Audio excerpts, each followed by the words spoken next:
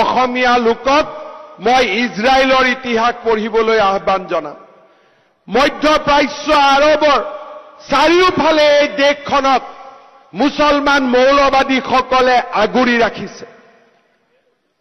Iran, Iraq শক্তিসমূহৰ মাজত ইজৰাইলে কেইমুঠিমান লৈ প্ৰযুক্তি, বিজ্ঞান আৰু পৰিশ্ৰমৰ জৰিয়তে এক অভেদ্য জাতিলৈ নিজক ৰূপান্তৰ কৰিছে।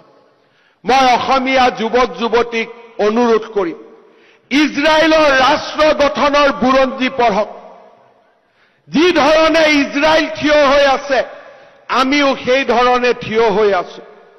ইজৰাইলৰ ৰাষ্ট্ৰ গঠন প্ৰক্ৰিয়াই আমাক সাহস দিব, আমাক শক্তি দিব, কেনেকৈ অচিনাক্ত লোকৰ মাজত থিয় হৈও নিজক দুৰ্ভেদ কৰিব পাৰি, অধেয় কৰিব পাৰি, সাহসী কৰিব পাৰি, পৰাজিত নোহোৱা এটা জাতি হিচাপে নিৰ্মাণ কৰিব পাৰি। ভাৰতৰ আটাইতকৈ সৰ্বোচ্চ সেনাক লাচিতে নিজৰ পৰম্পৰাগত অস্ত্ৰৰে পৰাজিত কৰিছিল।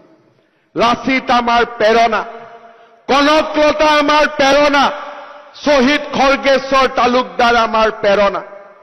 আৰু তেওঁলোকৰ প্ৰেৰণাক আগত ৰাখি আমি এটা দুৰ্ভেদ্য, সাহসী, দুৰ্বাৰ, বীৰত্বৰ অমৃতেৰে পৰিপূৰ্ণ এটা অসমীয়া জাতি আমি নিৰ্মাণ কৰিম।